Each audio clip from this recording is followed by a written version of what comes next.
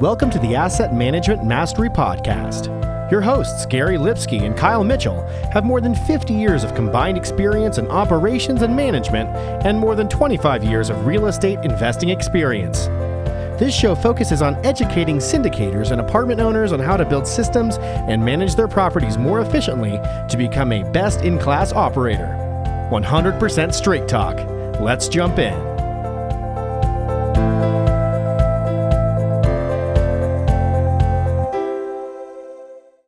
Hey everyone, welcome to the Asset Management Mastery Podcast. I'm your co-host Kyle Mitchell, also joined by Gary Lipsky. This segment is focused on educating operators, building better systems, and becoming a best-in-class operator. Also be sure to check out our Facebook group, Asset Management Mastery.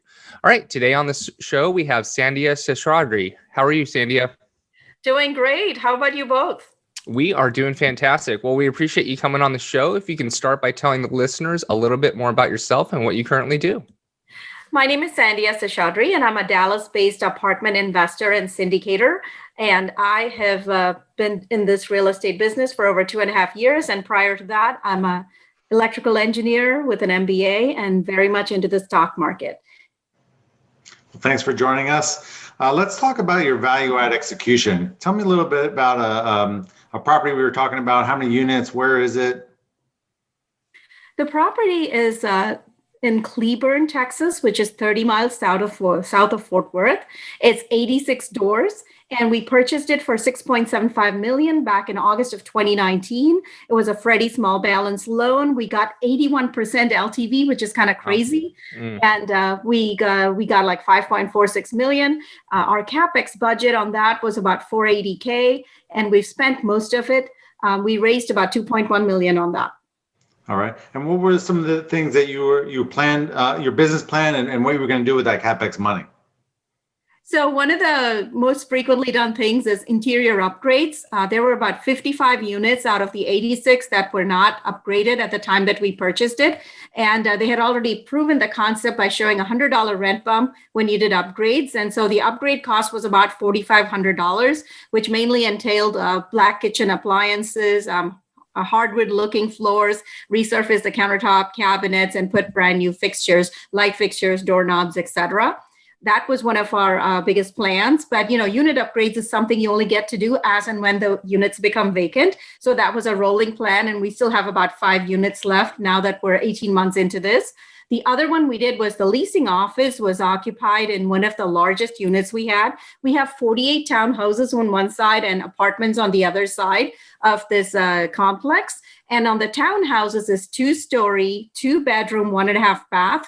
And the leasing office was located in that. And so one of the first things we did was to relocate that and repurpose half of the clothes care center, put a very tough reinforced wall so that someone couldn't just punch through it. And we built a smaller office there with the bathroom. So that was a big one because it immediately gave us a full unit that we could rent out. Initially, we rented it for about $1,250 a month. Now we're at $1,333 for that same unit. So that's a direct impact to the NOI. Nice. And how much did it cost to build out, to convert it into a unit and to build that office space? Total cost was just under $30,000. This includes all of the rehab, the personnel costs, et cetera, to get this unit as a make ready, as well as build out the new office, all the signage involved, et cetera. And at a $15K per year of direct impact to the NOI, on a 6 cap, you're talking $250K impact. So yeah, great ROI. Mm-hmm. And I understand you also added patios. I'm curious how much that costs and what kind of rent bump you got for that.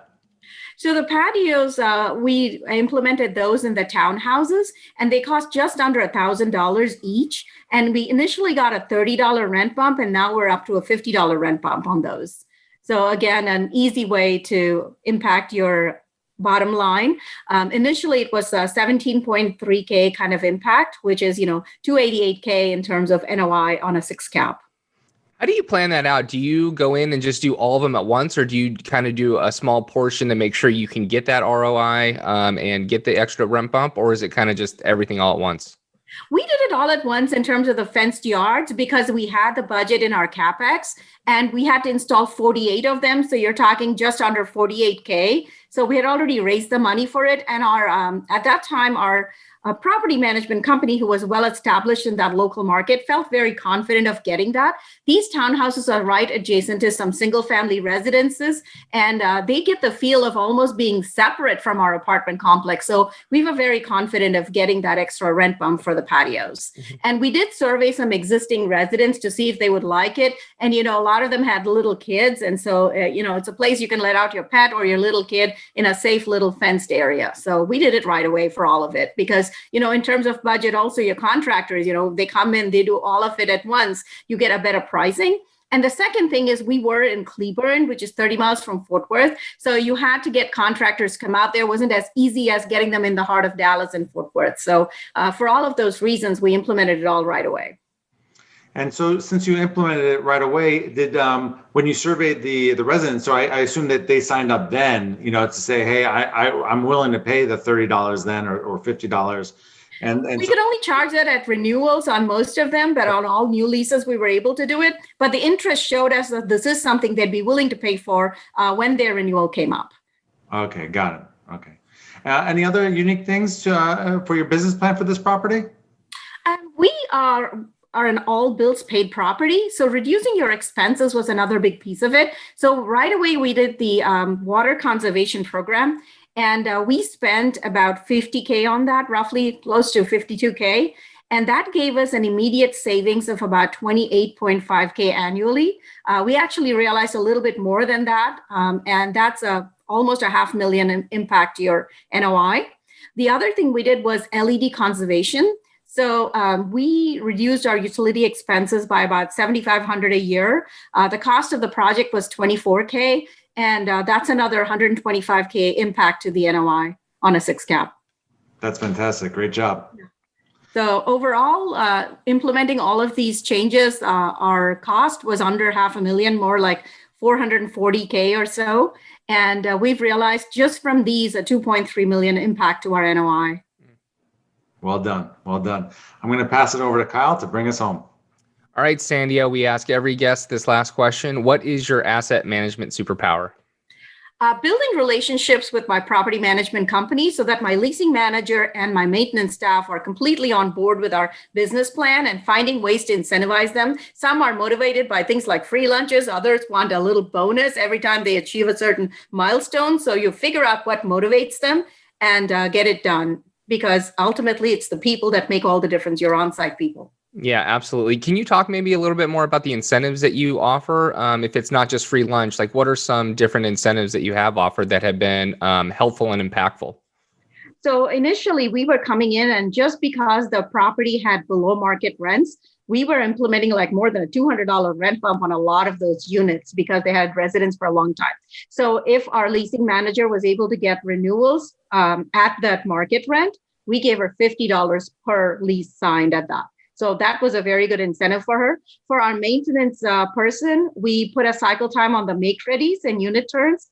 And if he achieved those milestones, he also got a bonus, and that was tied to both of them. So it was 50 to him and 25 to the property manager if the make readies and unit turns were done correctly on time. Because, it's just like empty seats on a flight. Once it takes off, it's gone forever. So You really want to focus on those days that you leave those units undone, and just vacant. Yep, love that. And lastly, can you let the listeners know where they can find out more about you? My website is the best way to find me. It's multifamily4u.com, where the 4 is a number 4 and YOU is spelled out. So multifamily4u.com. Fantastic. Well, Sandhya, thanks for spending some time with us. And to all of our listeners out there, if you enjoyed this episode, please share and also give us a like, subscribe, and review so we can continue to grow the podcast. And we'll talk to you all next week. Thank you so much. Thanks for listening. If you enjoyed the show, please go to iTunes and leave a rating and written review to help us grow and reach more listeners. You can also go to the Asset Management Mastery Group on Facebook so you can reach Kyle and Gary and ask your questions that you want them to answer on the show. Subscribe too so you can get the latest episodes. Lastly, to stay updated, go to assetmanagementmastery.com and sign up for the newsletter. If you're interested in partnering with Gary and Kyle, sign up on the contact page so you can talk to them directly. Thanks again for joining us. Be sure to tune in again next week for another episode.